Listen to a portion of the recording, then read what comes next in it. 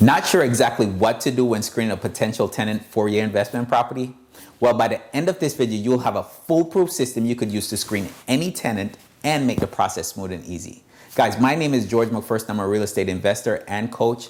For the best real estate advice, go ahead and subscribe to my channel and hit the bell to be notified when I post every Thursday. Students and new investors of our Facebook group find this information valuable. Make sure you stay till the end for a bonus that I'll be sharing with you that some landlords don't think about, but is very important. Now it's your turn.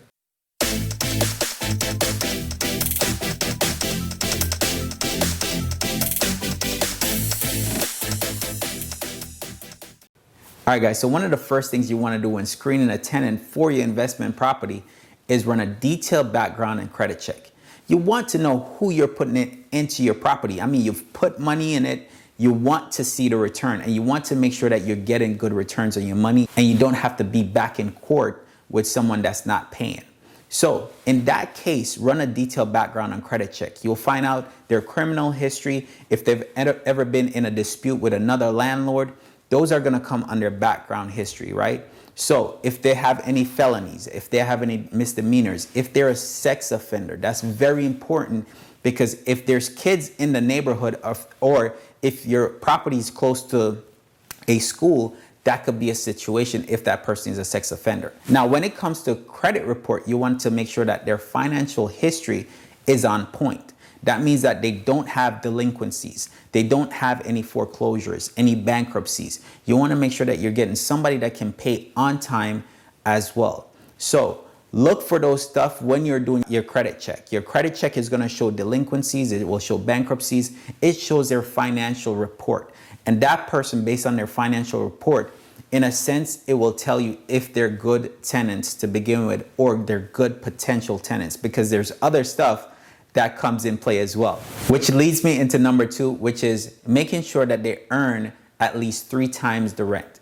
Most people, if they come to you and they say, listen, you know, I have a good paying job, but I only earn $3,000 a month. And your rent is, say for instance, $1,500 a month, right? They need to earn $4,500, not $3,000. So if that person comes in and they say, well, I earn $3,000 a month and I have money that I make on the side, again, it's up to you to make that decision. But if you don't follow certain procedures, at the end, whatever you end up with this tenant, then it's your fault. By knowing that they make at least 3 times the rent, then you put yourself in a situation where they're highly unlikely to default on rent because they don't make enough. Now, comment below and tell me one thing that will be beneficial for you when screening tenants. All right, so the third thing you want to do when screening a tenant is look at their residential history.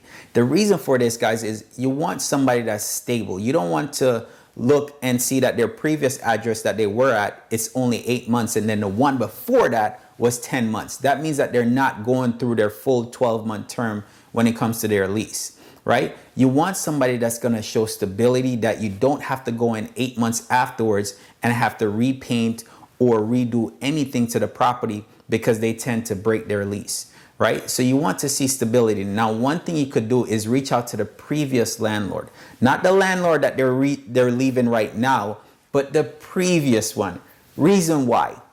Say, for instance, they're having a dispute right now with their current landlord and the landlord wants them out. They haven't paid rent in a while, so you contact them. Remember this, the current landlord wants them out of their house. So they will potentially lie about, you know, them being great tenants. That way they can leave their house and they don't have to go through the court system because they just want them out of the house. And now you end up with a bad tenant. Versus if you contact previous landlord, then that landlord is not obligated to the tenant. That tenant is not obligated to them. They're going to tell you the exact truth because that tenant is not in their property right now. So you're going to get the full history or the full detail about that tenant. Were they good tenants? Did they pay on time? Did they damage the property? All of that you have to look at and say, all right, now that I understand and now I get the real information on them, right? Not saying it's bad to reach out to their current landlord, but the current landlord, if there's a situation or there's a dispute, that current landlord could lie about it. Okay, so look for the history of them, and you want to reach out to the previous landlords to find out the details of whether they were good, whether they paid on time. What's the reason why they leave in 10 months versus a 12-month lease? Those are things that you want to figure out before you go ahead and put them into your property and have to deal with similar situation where they break the lease. Now, number 4 is going to be employment. You want to see the history of employment. How long have they been at a job? You don't want somebody that's always switching jobs, 3 months here, 5 months here, 8 months there. No, it doesn't show stability. And that means that their paycheck is going to fluctuate. So whatever they put and say, well, I make 3 times the rent, the 3 months later, they could make only 2 times the rent. So you have to be careful with that. That shows stability when they've been at a job for 5 years, 10 years. That's amazing at that point because it shows stability, right? It shows a consistent paycheck. Now, we live in an age where there's a lot of entrepreneurs. So how do I approach it where, somebody's getting W-2, they could show consistent paychecks or pay stub versus an entrepreneur where they get paid off their own benefits? With that, you have to look at tax returns. And tax returns is going to show certain things. Now, you may say, well, George, how would I approach it if somebody just started their business a year and a half ago? Look at tax returns, and you want to see deposits as well. Those are things that's going to enable you to make a better decision. You can't go off of stories, guys. Stories is going to get you in trouble. Stories, when you get your emotions involved when it comes to real estate, you will lose out and lose out big. It can take you out of the game. So when a potential tenant comes to you and say, well, I've been self-employed for 2 years, but I can't show any tax returns. Don't waste your time on them. There's other people that could be in your property that have pay stubs or been an entrepreneur and can show you tax returns. You don't want to go off of story, okay? So make sure that you're checking and verifying. So if you see an employer or supervisor number being the same as theirs or one number off from the last number of their contact number, that should be a red flag, guys, that they're either self-employed, they're using their business, or you want to reach out because a lot of new investors are so excited, they don't go ahead and check for employers' history, or they don't go ahead and reach out to verify employment. They just believe whatever the potential tenant says. So, if your rent is $1,500 and you want to go ahead and put a tenant in there because they say, yo, I make $4,200, you want to believe them, then that's great. Again, you're going to be in a situation where if you put them in there and they can't pay, the reason is you missed out on a step. Now, with their employer history, when you reach out to the employer, they can verify exactly how much they make. Now, if it's a situation where they're self-employed, again, you have to use a little bit more finesse as far as you want to see deposits, you want to see business deposits, you want to see certain other things, you want to see tax returns, okay? So make sure you're looking at employment history. You don't want to see anything that's not stable. You're looking for people that's going to be stable because you want a stable person in your property that's going to pay on time and they have a job that you don't have to worry about. They don't have any income coming in and they can't pay you. So the last one when it comes to screening tenants is going to be getting references or referrals. You want to make sure that you could reach out to these people if they go MIA on you, right? You can't find them. And most of the time where that happens is, say for instance, if there's an emergency, of course you want to be able to contact a family or relative if there's an emergency situation at the property and something happened to that tenant. However, if they go MIA on you, which most of the time this is going to be a situation where you evict the tenants, they owe you money, of course, because you get a judgment against them and they go missing. They're not paying or anything. You could reach out to the references or the referrals and say, hey, do you know where John is? So say, for instance, if John is your tenant that skipped out on you, you call and say, hey, do you know where John is? Now, this is a trick that you could use. You could call those references because most of the time they would tell you, well, I don't know where they at.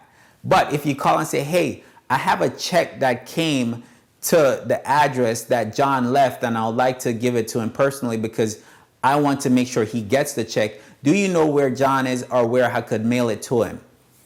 Then it will be a situation where they could give up information about John and now you could find John and actually deliver what you need to deliver to him by getting a judgment, or try to file documents to get that money from him. All right, guys, so that's it, guys, as far as, oh, hold on, I forgot I had a bonus.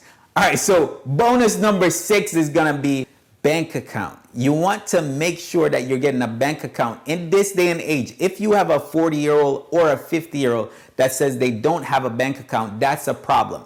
We're not talking about, in our grandparents' days where they keep their money under their mattresses. Most people, if they don't have bank accounts right now, they're hiding from something or someone. They could be on child support, they could have a judgment against them, and they don't want their money to be taken from them. So in that situation, get a bank account information from them.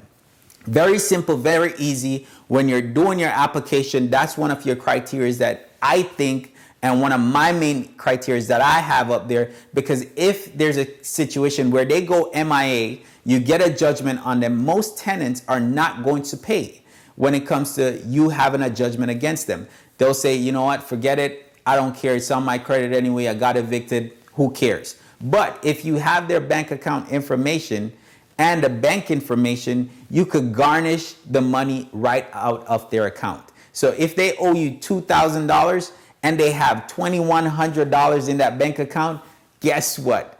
All your money is coming to you, even if they say they didn't want to pay it or not. Because you put it to the bank or you submit your documents to the bank legally, that money they could send to you, right? Because you have a judgment that was given to you by the courts. So bank accounts for me is very important, because at the end of the day, if they skip out on me and I went to court, got my judgment, and they owe me money, I can always garnish their bank account. Now you could garnish wages as well. Now there's always a situation where they may leave their job because they know that they're gonna be there. So some of these tenants, they'll end up leaving that job anyway, but their bank account stays the same.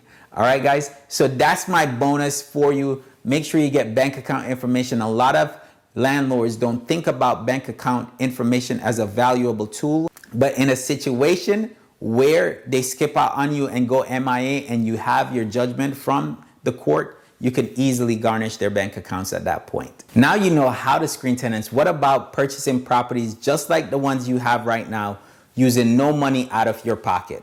I've written a guide on how to purchase properties with no money down. The link is gonna be in the description below. Also, if you want to join a community of like-minded individuals like yourself, I have a secret society where I share up-to-date real estate advice to help individuals like yourself not make costly mistakes and invest with confidence. You could click on the link below to join that group. Check out these next videos on how you can improve your investment skills when it comes to real estate investing. Also, if you like this video, go ahead and hit the like button. Don't forget to subscribe and also share with your friends.